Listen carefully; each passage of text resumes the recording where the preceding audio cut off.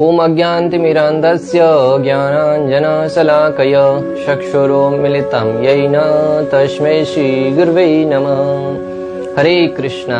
तो आज भगवद गीता श्रृंखला के द्वितीय सत्र में आप सभी का हार्दिक स्वागत है। गत सत्र में हमने भगवद गीता की भूमिका के विषय में अध्ययन किया। आज से हम भगवद गीता के प्रथम अध्याय से प्रारंभ करने जा रहे हैं। आइए अभी से हम गीता रूपी समुद्र में गोता लगाने का प्रयास करेंगे, जिसमें भक्ति रूपी, कर्म रूपी, ध्यान रूपी ज्ञान को समझने का प्रयास करते हैं।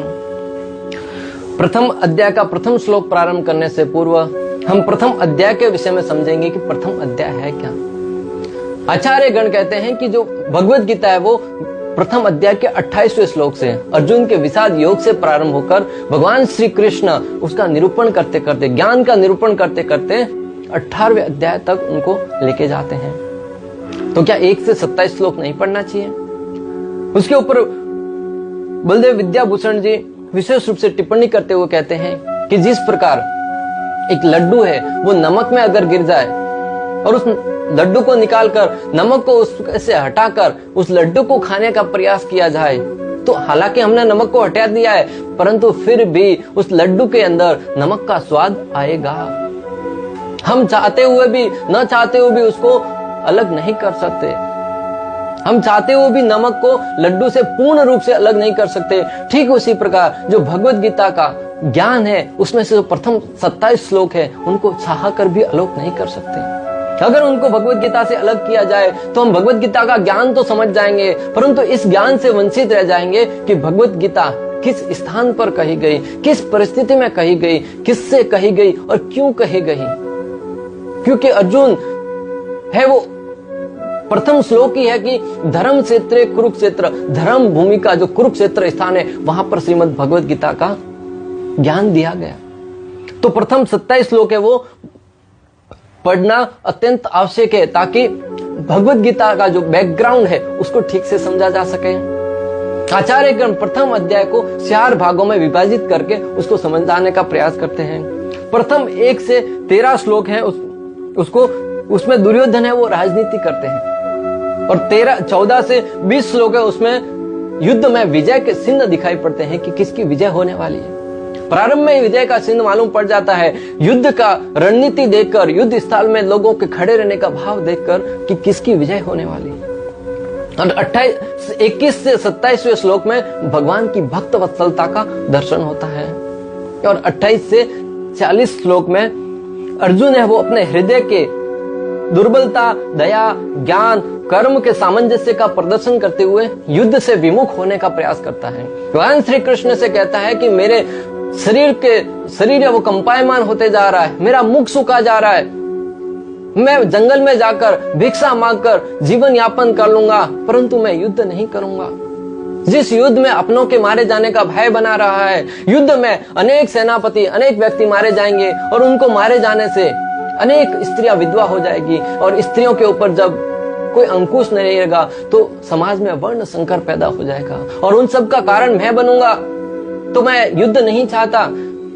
तब भगवान श्री कृष्ण उनको भगवद गीता का ज्ञान प्रदान करते हैं, और ऐसा ज्ञान कि ज्ञान के प्रारंभ में जो अर्जुन कह रहा था कि मैं युद्ध नहीं करना चाहता, वही अर्जुन गीता के सुनने के पश्चात कहता है कि बोलो कृष्ण किसको मारना है। यह है गीता का प्रभाव। तो भक्तों, गीता का ज्ञान सिर्फ अर्जुन के लिए नहीं, आज हमारे लिए भी, हम जो किसी भी कार्य को करने से हिचकिचाते हैं, हमारे बिजनेस के क्षेत्र में हमारे लिए युद्ध भूमि है, वहां पे कोई भी निर्णय लेने से पहले हिचकिचाते हैं, डरते हैं, अपने आप को हताश महसूस करते हैं। अगर भगवद गीता का सहारा ले लेंगे, श्री कृष्ण के शब्दों का सहारा ले लेंगे, तो निश्चित रूप से अर्जुन की तरह गीता को सुनने के पश्चात बोलेंगे कि मैं ये कार्य निश्चित रूप से करके रहूंगा। प्रथम अध्याय से भगवद गीता को प्रारंभ करने जा रहे हैं। प्रथम अध्याय का प्रथम श्लोक, धृतराष्ट्रवाच धर्म क्षेत्रे कुरुक्षेत्रे संवेतायुयुष्वः मामकाः पांडवा चैव किम कुर्वत संजय। धृतराष्ट्रवाच, धृतराष्ट्र ने कहा कि धर्म भूमि कुरुक्षेत्र के युद्ध स्थल पर मेरे तथा पांडु के पुत्रों ने क्या किया। संजय से पूछते हैं कि मेरे तथा पांडु के पुत्रों ने क्या किया। संजय कौन है? संजय वेद व्यास जी के शिष्य हैं, जो वेद व्यास जी के आशीर्वाद से धृतराष्ट्र के कक्ष में बैठे बैठे कुरुक्षेत्र के युद्ध स्थल पर क्या हो रहा है उसके रूप में आंखों देखा हाल लाइव टेलीकास्ट सुना रहे हैं। अगर हम कहते हैं कि आज लाइव टेलीकास्ट दुबई में मैच खेला जा रहा है, भारत में देखा जा रहा है, तो इसमें कौन सा बड़ी बात है? द्वापर युग की बात है भक्तों। बिना किसी मेहनत के, बिना किसी परिश्रम के, सिर्फ और सिर्फ गुरुजनों के आशीर्वाद से संजय धृतराष्ट्र के कक्ष में बैठे बैठे कुरुक्षेत्र का आंखों देखा हाल सुना रहे थे। यहाँ पे धृतराष्ट्र संजय से पूछ रहे हैं कि मेरे तथा पांडु के पुत्रों ने क्या किया। कोई भी साधारण व्यक्ति भी समझ सकता है कि युद्ध करने की इच्छा से युद्ध क्षेत्र में एकत्रित हुए तो युद्ध ही करेंगे और क्या करेंगे। धृतराष्ट्र आंखों से तो, भौतिक आंखों से तो अंधे थे, साथ ही साथ आध्यात्मिक दृष्टि से भी अंधे थे। यहाँ पे इस श्लोक में हम 3 शब्द बहुत ही महत्वपूर्ण है। पहला धर्म क्षेत्र, दूसरा कुरुक्षेत्र और तीसरा मामकाहा। मामकाहा, जिस स्थान पर मैं और मेरा का भाव आता है वहां पे विभाजन बढ़ते ही जाता है, विभाजन बढ़ते ही जाता है और अंत में जाकर वो युद्ध का रूप ले लेता है। धृतराष्ट्र अपने तथा पांडु के पुत्रों में भेद कर रहे हैं, पांडु के पुत्रों को अपने से अलग कर रहे हैं, कुरुओं से अलग करके देख रहे हैं, क्योंकि अगर उनको साथ में जोड़कर रखा तो उनको भी हिस्सा देना पड़ेगा, राज्य में हिस्सा देना पड़ेगा। तो धृतराष्ट्र को विशेष रूप से अपने पुत्र की नहीं बल्कि अपने पद की चिंता थी। धृतराष्ट्र को दुर्योधन से कोई विशेष प्रेम नहीं था, क्योंकि युद्ध के प्रारंभ में पहले ही वेदव्यास जी ने और जैमिनी ऋषि ने कहा था कि तुम्हारे 100 के 100 पुत्र मारे जाएंगे। धृतराष्ट्र को पहले से पता था, लेकिन फिर भी उनको आचार्यों की बात पर पूर्ण रूप से विश्वास नहीं था। उसने सोचा कि ये तो एक कल्पना है।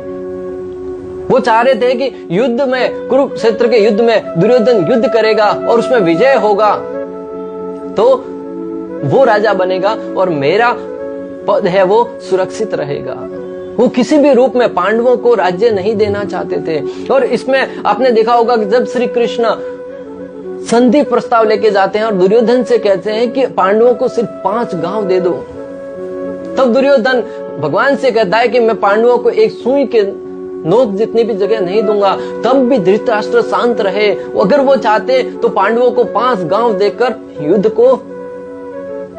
युद्ध होने से बचा लिया जा सकता था, परंतु वो नहीं चाहते थे कि पांडवों को कुछ दिया जाए। आचार्यगण कहते हैं कि जब प्रकृति भेदभाव नहीं करती तो फिर मानव समाज क्यों भेदभाव करती है। आपने देखा होगा जब सूर्य उदय होता है तो कभी सूर्य भेदभाव नहीं करता कि ये गंदी जगह है, यहाँ पे मैं सूर्य प्रकाश नहीं डालूंगा, ये मलमूत्र विसर्जन करने वाली जगह है, मैं यहाँ पे प्रकाश नहीं डालूंगा। सूर्य हर एक स्थान पर समान मात्रा में प्रकाश देता है। चाहे मलमूत्र विसर्जन किया है तो उसको भी सुखा देता है, और एक शुद्ध से शुद्ध जगह होती है उसको भी सुखा देता है, समान रूप से प्रकाश प्रदान करता है। ठीक उसी प्रकार जब बारिश होती है तो बारिश, इंद्रदेव कभी किसी के साथ पक्षपात नहीं करते, हर एक जगह पे समान रूप से बारिश करते हैं। चाहे अच्छी भूमि हो, बंजर भूमि हो, पहाड़ हो, रेतीली हो, खेत हो, हर जगह पे समान रूप से बारिश करते हैं। प्रकृति का कोई भी कार्य किसी तरह का भेदभाव नहीं करता। हमने देखा कि कभी पृथ्वी चलते चलते अचानक अपनी गति से भूल गई, आज पृथ्वी सूर्य चंद्रमा से मिलने चली गई, आज पृथ्वी वहां पे चली गई। नहीं, प्रकृति अपना कार्य निश्चित समय पर निश्चित अनुपात में करती है, परंतु मानव है जो अपने फायदे के लिए, अपने हित के लिए, जो भगवान के द्वारा एक सृष्टि बनाई गई थी उसको अनेक देशों के रूप में उस पृथ्वी को भी विभाजित कर दिया और अपनी अपनी सीमाएं लगाकर बैठे हैं कि ये मेरी सीमा है, ये मेरी सीमा है, और वहां पे करोड़ों की संख्या में सैनिकों को स्थापित कर दिया। एक देश का जितना खर्चा सेनाओं के ऊपर होता है, अगर उस धन को गरीबों को भोजन खिलाने में, विद्यार्थियों को शिक्षा प्रदान करने में दिया जाए ना, कोई भी देश में एक भी व्यक्ति भूखा नहीं मरेगा, एक भी व्यक्ति गरीब नहीं रहेगा, एक भी व्यक्ति शिक्षा से वंचित नहीं रहेगा। जो युद्ध कभी सालों में एक बार होता है उसके लिए कितना सारा धन का अपव्यय होता है, और ये किस लिए होता है? सिर्फ और सिर्फ मानव के अहंकार के लिए, मैं और मेरा की भावना के लिए। मेरा देश श्रेष्ठ है, मैंने भारत में जन्म लिया इसलिए भारत श्रेष्ठ है, मैंने पाकिस्तान में जन्म लिया इसलिए पाकिस्तान श्रेष्ठ है, मैंने अमेरिका में जन्म लिया इसलिए अमेरिका श्रेष्ठ है। उनको देश से कोई नहीं पड़ी है, सिर्फ मैंने वहां पे जन्म लिया इसलिए वो देश महान है।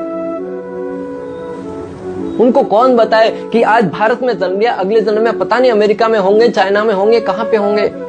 समस्या ये नहीं है कि तुमने कहां पे जन्म लिया, समस्या तो ये है कि जन्म मृत्यु जरा व्याधि। Who am I? मैं कौन हूं, मैं कहां से आया हूं, फिर मैं यहाँ पे दुख क्यों भोग रहा हूं, मृत्यु के पश्चात मुझे कहां जाना है, यह व्यक्ति की चिंता का विषय होना चाहिए। जब इसके बारे में चिंतन करेगा ना तो इन सब छोटे मोटे कार्यों से ऊपर उठ जाएगा।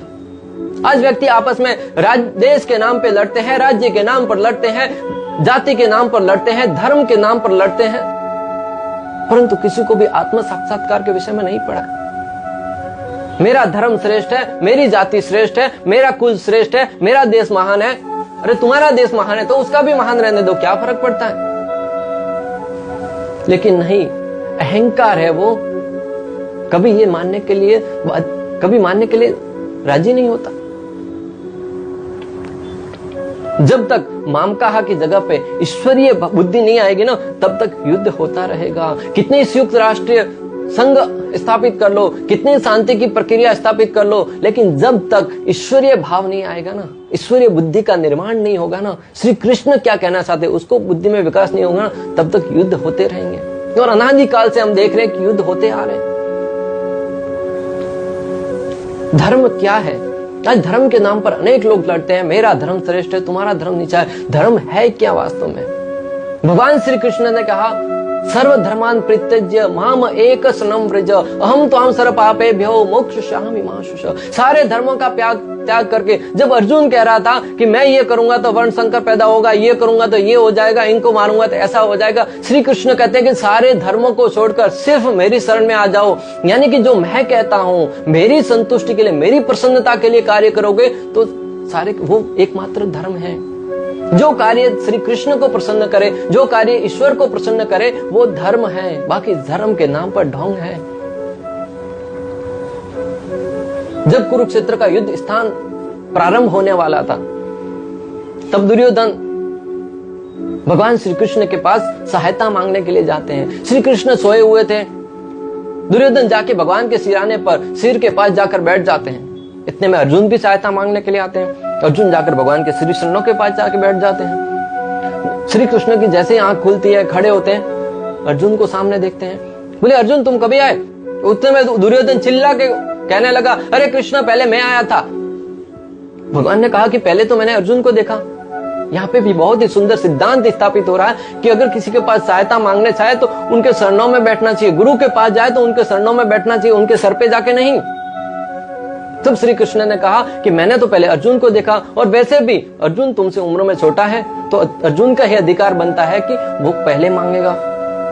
दुर्योधन ने सोचा कि अभी तो मर गए। श्री कृष्ण ने कहा कि अर्जुन पहले तुम मांगो, एक तरफ मेरी नारायणी सेना है और दूसरी तरफ मैं, और मैं बता देता हूं कि मैं युद्ध में शस्त्र भी नहीं उठाऊंगा, तुम जिसे चाहते हो उनसे मांग लो।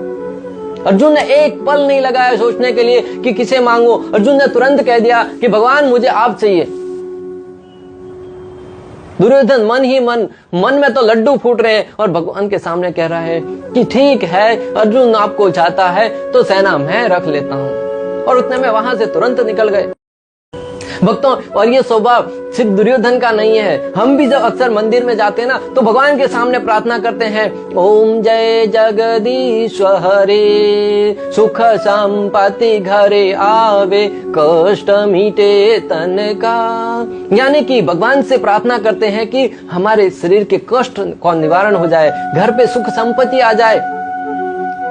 पहली बात तो भगवान के पास जाए तो भगवान के लिए कुछ उपहार लेके जाना चाहिए। कोई फूल लेके जाओ, फ्रूट लेके जाओ, और भगवान से प्रार्थना करें कि भगवान मैं आपकी सेवा में क्या कर सकता हूँ, मैं आपकी क्या सेवा कर सकता हूँ। लेकिन हम तो भगवान के सामने जाते हैं, खाली हिलाते हिलाते हाथ जाते हैं और हुंडी में 2 रुपया, 5 रुपया, 10 रुपया रख लेते हैं। भगवान के सामने लाखों की लिस्ट रख देते हैं कि भगवान मुझे ये चाहिए, ये चाहिए। क्या भगवान तुम्हारे नौकर है क्या? भगवान के सामने जाके भी व्यापार करेंगे तो हम में और दुर्योधन में क्या अंतर रह जाएगा? आज से हमें यह निर्णय लेना होगा, यह दृढ़ निश्चय करना होगा कि जब भगवान के पास जाए तो भगवान से प्रार्थना करें कि भगवान मैं आपके लिए क्या कर सकता हूं। आपने मुझे इतना सुंदर शरीर प्रदान किया, इतना सुंदर शरीर प्रदान किया, उससे मैं अपने आजीविका कमा सकता हूं, और मैं आपकी सेवा में क्या सहायता कर सकता हूं। इस भाव से जब जाएंगे ना तो निश्चित रूप से भगवान हमारे साथ रेसिप्रोकेट करेंगे, प्रेम का आदान प्रदान करेंगे। भगवान कहते हैं ये यथा माम प्रपद्यन्ते, जो जिस भाव से मेरे पास आता है मैं उसके साथ वैसा ही आदान प्रदान करता हूं। अगर धन मांगने की इच्छा से जाओगे तो धन तो प्राप्त होगा, लेकिन श्री कृष्ण के अमूल्य प्रेम से वंचित रह जाएंगे। जो भगवान के भक्त होते हैं ना, वो भगवान और भगवान की शक्ति में से भगवान को चुनते हैं। जो धन दौलत रुपया पैसा है वो भगवान की बहिरंग भगवान की शक्ति है, और भगवान है वो भगवान का शुद्ध प्रेम है। तो अर्जुन की भांति हम भी भगवान के प्रेम को सुनना चाहिए, भगवान की सेना को नहीं। आचार्यगण कहते हैं कि अगर गीता के ज्ञान को यथा रूप में समझना है ना तो भक्तों के मुख से ही सुनना चाहिए, भक्तों के माध्यम से ही सुनना चाहिए। जिनको वेदों पर श्रद्धा नहीं, जिनको श्री कृष्ण पर श्रद्धा नहीं है, उनके मुख से अगर गीता का ज्ञान सुनेंगे तो हम भी उस गीता के असली भाव को नहीं समझ पाएंगे। ऐसे अनेक व्यक्ति आज बैठे हैं जो तोते की भांति गीता के श्लोकों को रटते हैं, वेदों के श्लोकों को बोलते हैं, परंतु उनको शास्त्रों पर श्रद्धा नहीं है, भगवान में विश्वास नहीं है, यहां तक कि भगवान के अस्तित्व को भी नकार देते हैं। अनेक लोग ऐसे हैं जो कहते हैं कि श्री कृष्ण का कोई रूप ही नहीं है, भगवान निराकार है, और वही थोड़ी देर बाद कहते हैं कि भगवान कहते हैं कि जो ब्राह्मण है वो मेरे मुख सिर से आए हैं, क्षत्रिय है वो मेरी भुजाएं हैं, वैश्य है वो मेरा उदर है, और शूद्र है वो मेरे पांव है। अरे कुछ समय तो पहले बोल रहे थे कि भगवान का रूप नहीं है, और अभी बोल रहे हैं कि भगवान के शरीर का वर्णन कर रहे हैं कि कहां से किसका निर्माण हुआ। ये दोगलापन कैसा? कहने का तात्पर्य यह है कि भगवान के भक्तों के मुख से ही श्रीमद् भगवद गीता का ज्ञान सुनना चाहिए। भगवद गीता का ज्ञान अश्रद्धालुओं के मुख से सुनना ठीक उसी प्रकार है जिस प्रकार दूध से भरे हुए घड़ा, जो दूध शुद्ध है, परंतु अगर कोई सर्प उस दूध को स्पर्श कर ले, अपना मुख स्पर्श कर ले, तो वो पीने पर व्यक्ति की मृत्यु हो जाएगी, उसमें जहर आ जाएगा। ठीक उसी प्रकार गीता का ज्ञान शुद्ध है, परंतु जब अश्रद्धालु व्यक्ति उस गीता के ज्ञान का व्याख्यान करता है तो उस ज्ञान के अंदर लोगों की श्रद्धा नहीं रहेगी, लोगों का हित नहीं होगा, क्योंकि वो अपने मनमाने ढंग से उसका व्याख्यान करेंगे। धर्म क्षेत्र, दूसरा है धर्म क्षेत्र। चूंकि इस युद्ध को कुरुक्षेत्र में लड़ा जाना था, जिसका उल्लेख वेदों में स्वर्ग के निवासियों के लिए भी तीर्थ स्थान के रूप में हुआ है।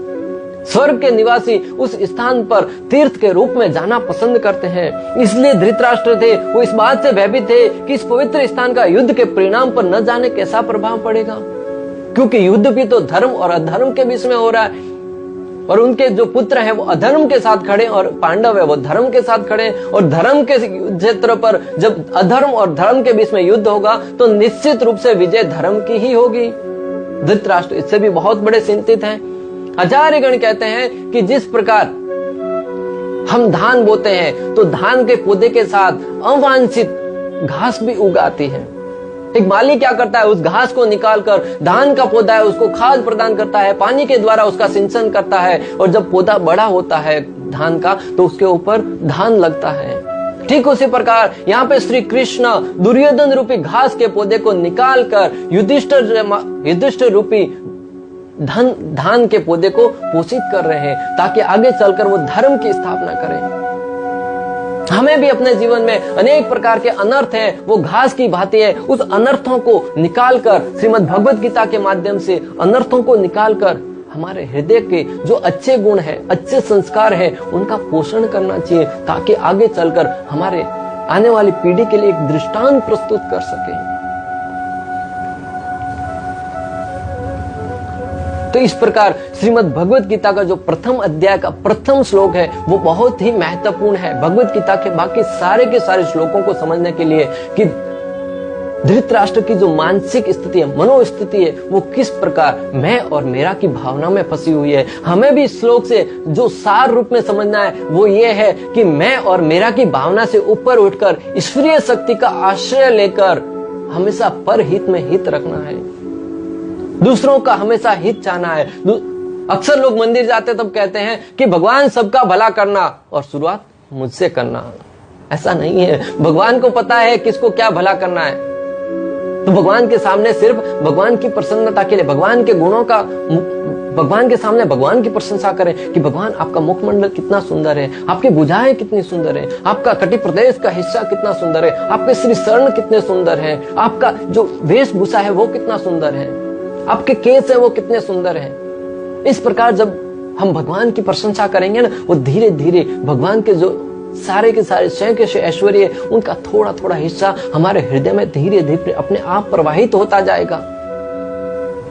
इसलिए आज से निश्चय कीजिए कि जब भी मंदिर जाएं, भगवान के गुणों का बखान करेंगे, भगवान के भक्तों की प्रशंसा करेंगे। और भगवान प्रत्येक प्रकृति में निवास करते हैं, और भगवान के इसी भाव को धारण करके जब हम भगवान के प्रकृति के सौंदर्य को भगवान समझकर, अच्छा भगवान श्री कृष्ण कहते हैं कि पहाड़ों में सुमेरु पर्वत हो, वृक्षों में अश्वत्थ का वृक्ष हो, पशुओं में सिंह हो, मनुष्य में राजा हो, देवताओं में इंद्र हो, जब इस प्रकार कहते हैं कि प्रकृति के हर एक में मुझे दर्शन करो, मेरा दर्शन करो, जब इस भाव से हम देखेंगे, प्रत्येक व्यक्ति में भगवान को देखेंगे, तो किसी के प्रति किसी प्रकार का अपराध नहीं करेंगे।